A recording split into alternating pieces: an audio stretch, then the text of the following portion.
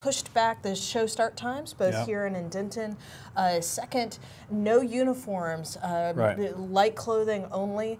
And last but not least, because of the no uniforms, also no scores, judges' commentary only. So we're not getting any numbers tonight. Right. And you know, honestly, you know, we were looking at the weather around the same time as the cores were going on, and even, you know, by the time they started, it was still well over 100 degrees.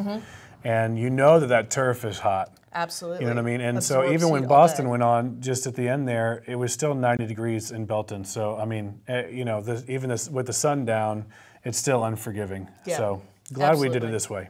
And we've even heard from some of our friends at drum corps that they're being encouraged to do things like limit warm-up times at show sites. Some corps have shifted their big rehearsals to the morning, and in the afternoon they're inside doing small ensemble. So get out of the sun, get out of the heat. Everyone taking very seriously the need to put student safety first and preserve the health of their kids. Health and well-being. Yep. And leading into, you know, this weekend, they've got some big shows coming up in the next couple of weeks leading the championship. So really, you know, keeping the kids at top, you know, performance quality is priority number one for sure. And these kids have been on the road now for a solid month, and this is the time you start to see those illnesses crop up. Oh, yeah, for sure. Important to take good care of the kids, and we want to encourage anyone planning to go to the Houston show tomorrow night, Katy, Texas, to be monitoring DCI.org in case they take similar steps tomorrow night, potential to push back that show start time if necessary. So, that being said, let's get into tonight. We didn't have judges giving us results, so we asked you, the fans, to reach out to us and give us your fan favorites.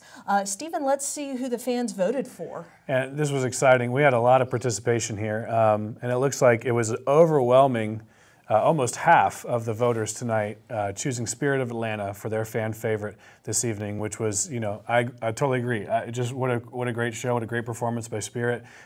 Just a lot of fun, and we really appreciated everybody who participated in this. You know, next little group there, Jersey Surf, Madison Scouts, Boston Crusaders, lots of crowd favorites in there. Of course, the Guardians coming in strong, local corps with local fan base, so I'm sure that had a lot to do with their ranking. Absolutely. There. Yeah, so this was neat opportunity to do something different a little bit tonight with the fan favorite, and I thought that was cool and a great addition to how we can make the events interactive. You know, with absolutely. We'll continue to look forward to doing more of that in the future. So we know who you thought was best, and we promised you before the show that we would also put ourselves on the line, do a little armchair quarterbacking. Stephen, share with the fans at home our rankings. All right, well, so first of all, this is super tough, you know what I mean? And I actually, you know, one of the interesting things tonight is I actually, and I hope the designers don't shoot me over this, but I really enjoyed a few shows tonight without uniforms. Yeah. And it was very strange, but it was almost watching, you know, ensemble rehearsal, and you just get to see some of the technical skill the performers are putting out there without some of the, I guess for the lack of a better term, just kind of stuff out there. You know Window what I mean? Dressing. Yeah, you get to appreciate the pure form of the artistry. I mean, and all that adds to the artistic, you know, element and has value. But tonight we got to see some bare bones of the show, and that made me appreciate some of the shows and what the performers are being asked to do.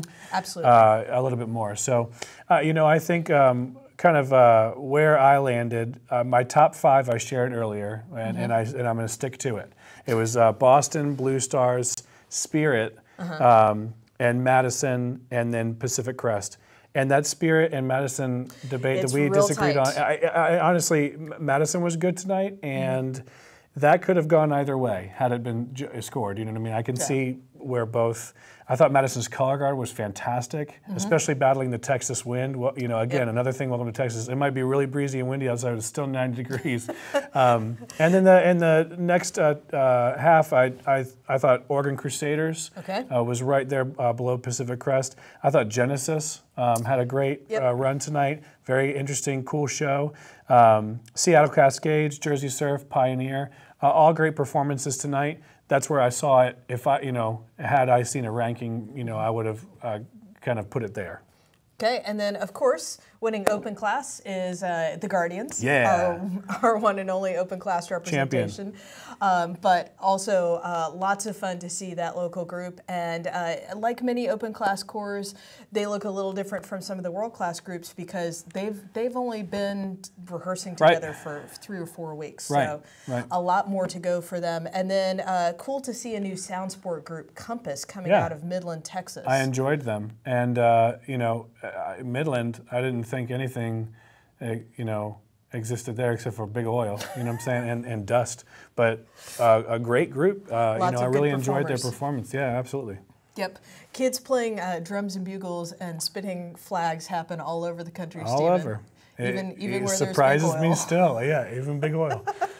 All right, let's dive a little bit deeper into some of these groups. First up, let's talk Pacific Crest. I really like this show, Stephen. It's fun, it's lighthearted. There's a lot of really great music here, and the kids it's just programmed well for what that corps can do. Yeah, and I think I agree with you on the idea that the performances from the students, or the performers themselves, excuse me, they bought into it. You know what I mean? And they're displaying the character, and everybody on the field is kind of in that moment. You know what I'm saying? So from start to finish, you are with them, you are buying it from them, what they're selling, you know what I mean? So I think it's really entertaining, really enjoyable. And that's really important for some of these groups that perhaps have a slightly younger membership, who are a little less experienced performers, as we've talked about in the past. The kids in the top corps, it's generally not their first year marching. Most of them are getting their start, in some of these open class or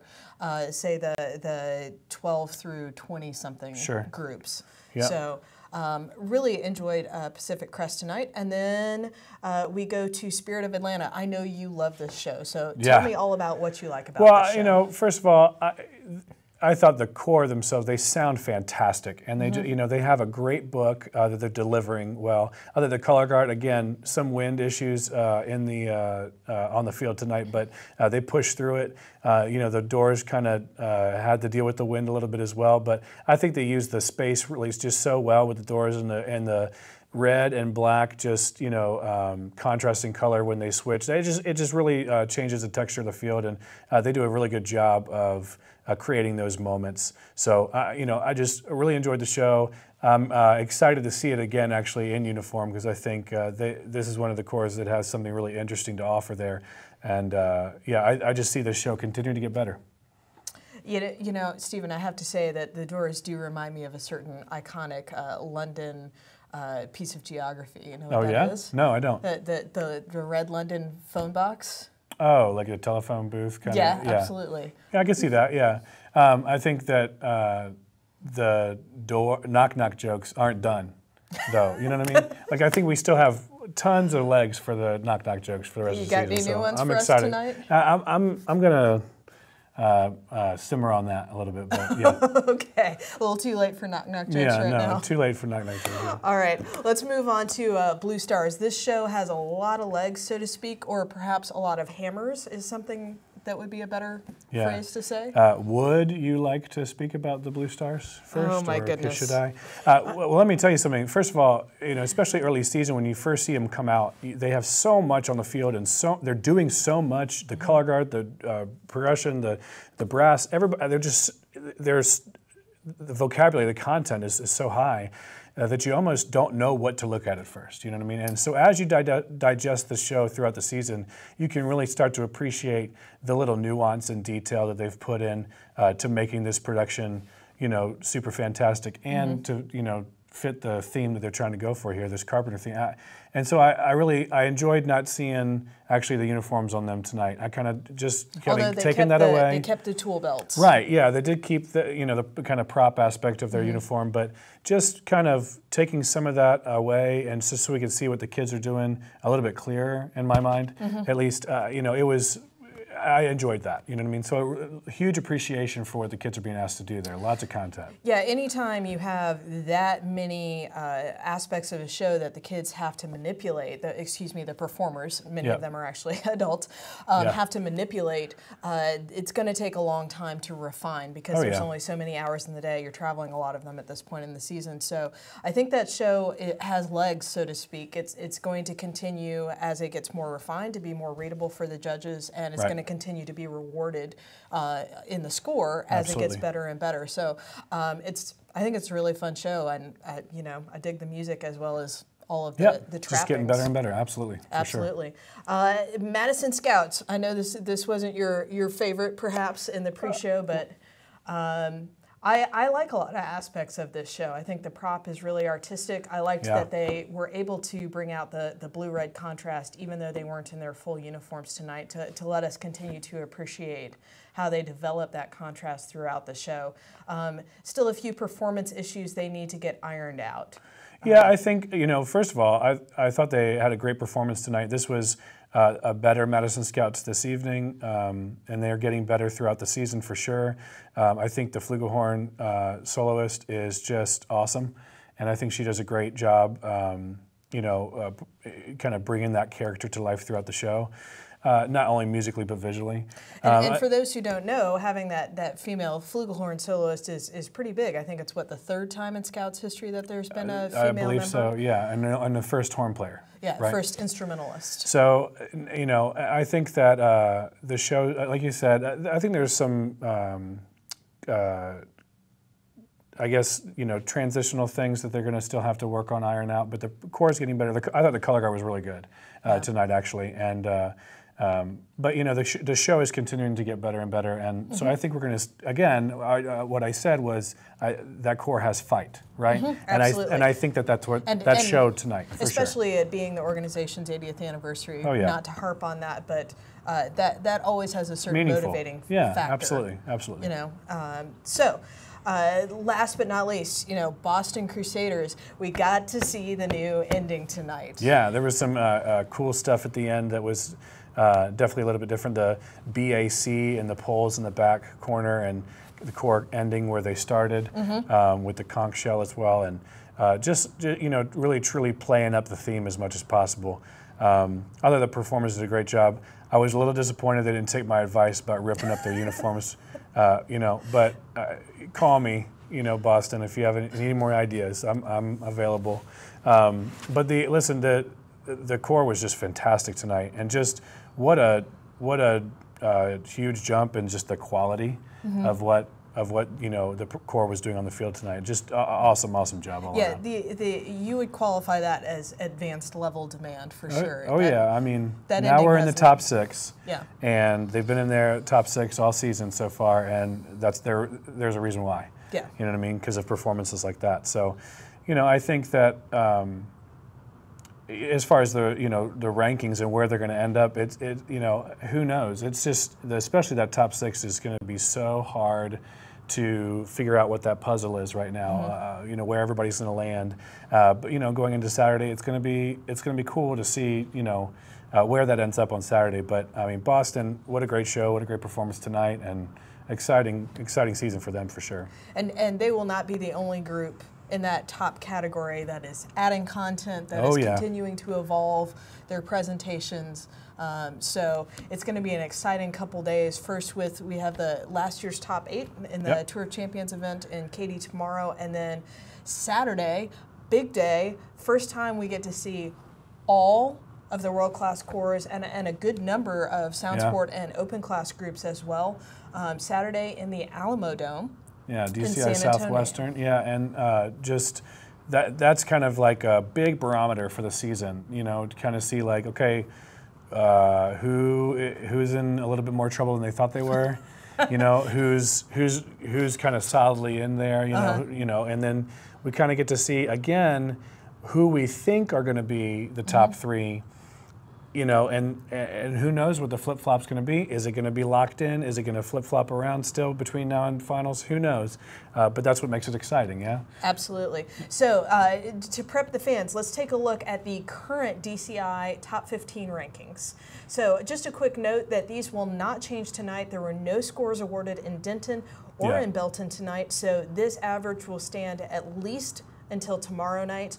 We don't know whether there will be scores or not tomorrow night in Katy, so this could be the rankings going into Saturday. But anyway, at the moment, Santa Clara Vanguard on top, both in terms of most recent score and in terms of the average of the last 3 scores. That's pretty big, Stephen. You know, Blue Devils and Santa Clara have been, they flip-flopped quite a bit in the early season West Coast Tour, and it seems like SCV is starting to establish themselves in that top spot. Oh yeah, and I mean, just consistent, incredible performances from that group, and a lot of really great continuing evolvement of the show. You know, first of all, to my knowledge, that's the first core that's broken 90 this season, so that's a big deal, that threshold. But you know, Blue Coats and Blue Devils are not far behind. You know what I mean? So we're talking about just tenths of a point to a point. So that top 3, you can bet that going into Saturday is going to be contentious for sure. You know, and definitely a good show. And then the next neighborhood down, we have Crown, Cabbies, and Boston. And again, all still pretty tight packed. That is by no means a slot at this point. No, not at all. And, you know, I think all 3 of those cores have unique, great shows. Very different offerings from each group. Oh, absolutely. But, you know, again, I'm hoping, and we can all think, you know, that the performance of the day there will be rewarded. So whoever has, you know, it could be anybody at that point, whoever has the best show at San Antonio is going to be rewarded for that. And then Phantom, you know, has really crept up on cadets, as has Blue Knights. So we're starting to see, again, you know, before it was top 6, cadets was sitting solidly in 7th. Then farther down, it was 8 through whatever. Now we're really starting to see those neighborhoods stratify, solidify themselves. The cores know who they're competing a little bit more directly with, and they can start to really kind of think through what massaging they need to do to get the most out of their kids and the offering, the show itself, the design. Well, and you know, one thing I would note as well, even like 7th right now with those rankings, 7th through 12th, I mean, cadets down through Crossman, where those rankings are, I honestly, I'm not going to count anybody out. You know what I mean? It's so tight, and it's like, it just seems to me, I mean, first of all, Mandarins, holy cow, you know what I mean? Like I just really still on track for I don't think anybody needs to sleep on Mandarins. You know what I mean? They are the real deal. And you know, so again, I think that it's one of those things. Who can have that performance of the day? You know what I mean? And I think it should be, and it can be rewarded. But I think that, you know, it's gonna shift quite a bit. I'd like to see, and you know, quite honestly, the next kind of group, we always think about the top 12 because we think about that being the finalists. But you know, 13th through 16th, even right now, Academy, you know, Spirit of Atlanta, Madison Scouts. These are all incredible drum corps, and you know, we can't count anybody out at this point, especially in that little neighborhood. You know, it could be whoever. The fight for 12th and even 11th is always very, very strong. So that's what makes this activity so much fun as we get to continue throughout the season. And what a great 2018 season to say. You know, the top 12 is going to be a great, you know, finals night, but semis. You know what I'm saying? Like that's still no one can walk into final or semis thinking, okay, we got this. Nobody's got anything. You know what I mean? Like so I think that's a tribute to a lot of great drum corps going on this summer for sure. Absolutely. So we're really looking forward to Saturday here in the FloMarching studios. We'll be live with Taking the Field, I believe 12:30 Central. The feed starts at 1 p.m. Central, live from the Alamo Dome. You know what they say about the Alamo Dome, Stephen? What do they say about the Alamo Dome? It's always 72 degrees in the Alamo Dome. That is true. So, not 90. Not 90. Not 103. Well, it'll be 103 out outside, in the warm-up lots, but but in the Alamo Dome, it's always a cool 72 degrees. It'll be nice. It'll be wonderful. Yeah. And we'll be with you for the whole day here on FloMarching. Thanks so much for sticking it out and joining us for this late weeknight evening of Taking the Field. We've enjoyed it. Hope you have as well. We'll see you Saturday.